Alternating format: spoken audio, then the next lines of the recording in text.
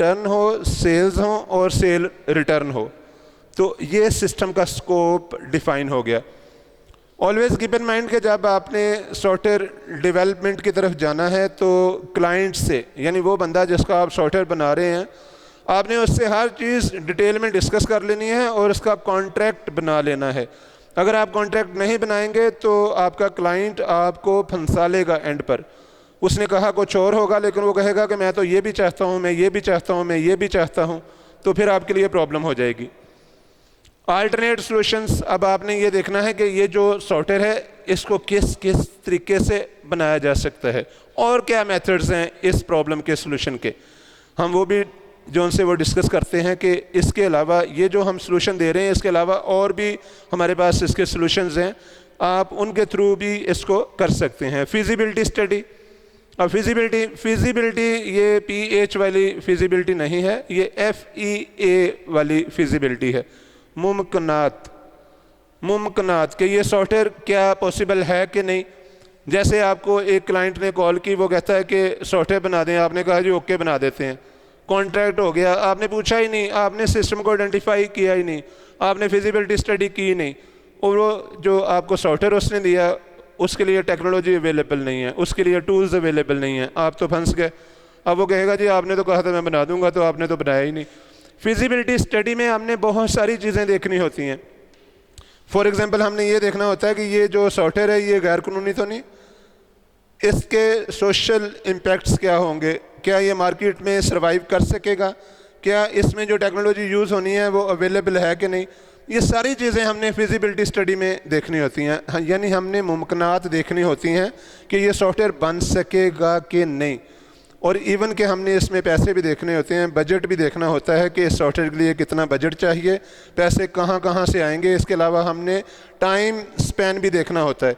अगर क्लाइंट आपको कह रहा है कि मुझे ये सॉफ्टवेयर 3 मंथ्स में चाहिए और आपके पास स्टाफ नहीं है, तो उस सूरत में फिजिबिलिटी स्टडी आपकी बताएगी कि ये वाला सॉफ्टवेयर 3 नहीं बल्कि 4 या 5 या 6 मंथ्स में डेवलप होगा।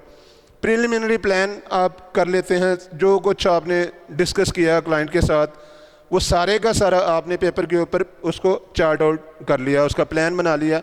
यहाँ तक जितनी चीज़ें हैं ये सारी की सारी वो हैं कि अभी इसका कंप्यूटर के साथ कोई ताल्लुक नहीं है, अभी आपने कंप्यूटर परचेज़ नहीं करने। नए सिस्टम बनाने के लिए आपने उनको ये नहीं कहना कि फ़लाँ फ़लाँ हार्डवेयर ले लें, अभी कोई ऐसी बात नहीं। पॉइंट नंबर 2, सिस्टम एनालिसिस, तजज़िया, जायज़ा लेना। अब सिस्टम को हम एनालाइज करेंगे, जिसमें सबसे पहले नीड एनालिसिस होगा कि उनकी कौन कौन सी ज़रूरतें हैं, वो किस किस चीज़ को कंप्यूटराइज करवाना चाहते हैं। नंबर 3 पे डेटा गैदरिंग होगी। अब ये डेटा कौन सा है, ये एनालिसिस के मतलब जो डेटा है वो है। सॉफ्टवेयर बनाने के लिए जो आपको डेटा चाहिए ये वो है, और इसमें रिटन डॉक्यूमेंट्स आप फैक्ट्री चले जाएंगे या वो जो मिल जो आपका क्लाइंट है आप उसके पास जाएंगे और उसको जाके आप कहेंगे हाँ जी बताएं कौन कौन से आपके मैनुअल डॉक्यूमेंट्स हैं, आप ऑलरेडी कैसे काम कर रहे हैं। वो आपको बताएगा ये देखें हमारे पास हम ऐसे इस बिल के ऊपर रसीद लेते हैं, फिर हम पेमेंट करते हैं फ़लाँ, वो आपको डॉक्यूमेंट्स दिखाएगा, आपको फाइल्स निकाल के वो दिखाएगा। उसके बाद आप इंटरव्यूज़ करेंगे, आप अकाउंटेंट के पास चले जाएंगे, आप कहेंगे अच्छा जी जब आपके पास फॉर एग्जांपल ऑर्डर आता है आप उस ऑर्डर की पेमेंट कैसे करते हैं, ये इंटरव्यू हो रहा है। आप जो HR मैनेजर है उससे पूछ रहे हैं जी आप अटेंडेंस कैसे लगाते हैं, आप स्टोर कीपर से पूछ रहे हैं जी आप डेटा एंट्री कैसे करते हैं, इशुएंस कैसे करते हैं, चीज़ों को उसकी ग्रेडिंग कैसे करते हैं, चीज़ों को मेजर कैसे करते हैं, कहाँ स्टोर करते हैं, पार्टीज़ को बैलेंसेस कैसे आप देते हैं, रेट नेगोशिएशन कैसे करते हैं, ये चीज़ें इंटरव्यूज़ में आएंगी। इसके अलावा बाज़ दफ़ा ये होता है कि जो कंपनी है उनके पास नंबर ऑफ़ एम्प्लॉइज़ बहुत कम है, वो कहते हैं जी सारा दिन तो ये सॉफ्टवेयर हाउस वाले आगे बैठे रहते हैं या सॉफ्टवेयर इंजीनियर आ जाता है, हमारे एम्प्लॉइज़ का टाइम ज़ाया करता है और हमारे एम्प्लॉइज़ ऑफिस का काम छोड़ के आपको रिप्लाई करते हैं, तो हमारे पास इतना टाइम तो नहीं। अब आपने एज ए सॉफ्टवेयर इंजीनियर उनको कैसे फैसिलिटेट करना है, आपने उनको क्वेश्चनियर्स बना देने हैं, पेपर के ऊपर क्वेश्चन लिख देने हैं सॉफ्टवेयर के मतलब, और उनको कहना है कि सर ये आप घर ले जाएं और जब आपको टाइम मिले फ्रीली मुझे 2-3 दिन बाद आप ये क्वेश्चनियर जो उनसे सॉल्व करके भेज दें। फिर वो आप क्वेश्चनर सबसे कलेक्ट करके अपने ऑफिस में ले आएँ और वहाँ पे डेटा गैदरिंग जो सी वो कर लें। ऑब्जर्वेशंस, बाज़ दफ़ा ये होगा सिर्फ आप फॉर एग्ज़ाम्पल HR सिस्टम बना रहे हैं। मैंने एक दो दफ़ा ऐसे किया कि जब ग्रे क्लॉथ का सिस्टम बनाया तो मैं वहाँ जाके सिर्फ बैठ गया, चेयर के ऊपर बैठ गया और मैंने देखा कि काम कैसे हो रहा है। काम आपको सीखना पड़ता है। कीप इन माइंड कि अगर आप सिस्टम एनालिस्ट बनना चाहते हैं, आप सॉफ्टवेयर इंजीनियर बनना चाहते हैं, तो आपको फील्ड में जाना पड़ेगा। बंद कमरे में बैठ के आप सॉफ्टवेयर इंजीनियर नहीं बन सकते। सैम्पलिंग में क्या होगा, आप डिफरेंट टाइप का डेटा जो सा वो कलेक्ट करेंगे, डिफरेंट लोगों से आप डेटा कलेक्ट करके उसको एनालाइज करेंगे। और एनालिसिस टूल्स होते हैं डिफरेंट टाइप के, जिसमें एक सबसे ज़्यादा यूज़ होने वाला जो टूल है वो है SPSS। ये आप यूज़ कर सकते हैं। SPSS statistical package for social sciences. EViews भी है सॉफ्टवेयर, वो भी आप यूज़ कर सकते हैं। नंबर 4 पे डेटा एनालिसिस स्टार्ट होगा। अब जो डेटा आपके पास आ चुका है, अब आप उसको एनालाइज करेंगे, डेटा को आप एनालाइज करेंगे और कुछ एक कॉमन पॉइंट पे आने की कोशिश करेंगे कि एक्चुअली सॉफ्टवेयर है क्या, तो इसको आपने किस तरीके से डिवेलप करना है, और आप उसकी एनालिसिस रिपोर्ट बना लेंगे। अब एनालिसिस रिपोर्ट जब बन गई तो अब आपके पास एक ब्लैक एंड वाइट डॉक्यूमेंट मौजूद है जिसकी मदद से आप सॉफ्टवेयर को डिज़ाइन कर सकते हैं। सॉफ्टवेयर को आप कर सकते हैं डिज़ाइन। नंबर 6 पे डिज़ाइन प्रोसेस जो सा वो स्टार्ट होगा।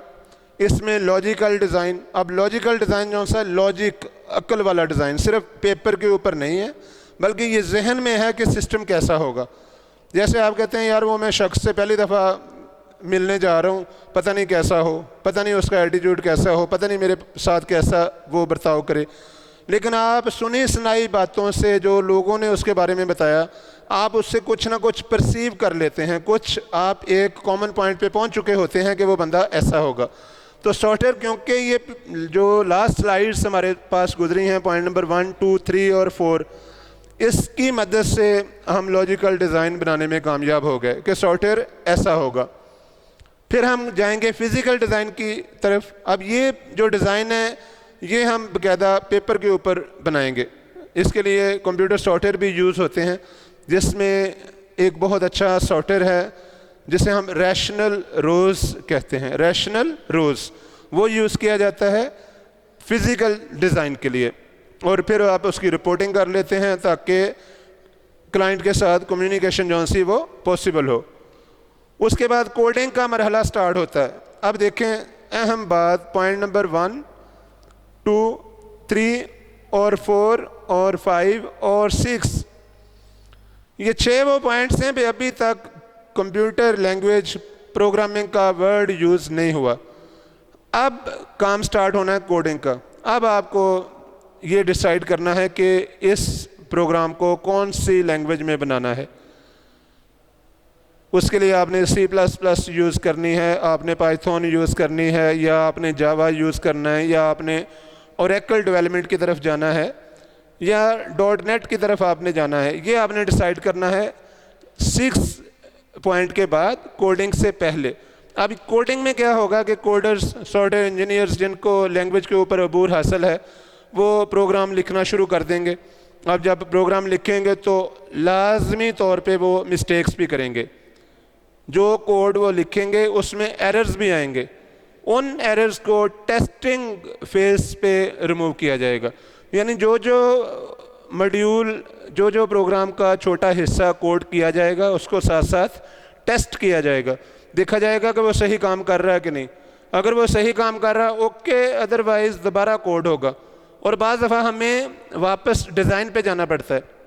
जब टेस्टिंग होती है तो हमें पता चलता है ये तो रिज़ल्ट वो नहीं है जो हमें चाहिए थे, तो हमें डिज़ाइन पे वापस जाना पड़ता है। बाज़ दफ़ा हम डिज़ाइन पे वापस जाते हैं तो पता चलता है कि ये तो डिज़ाइन ही ठीक नहीं है, और हमें दोबारा एनालिसिस पे जाना पड़ता है।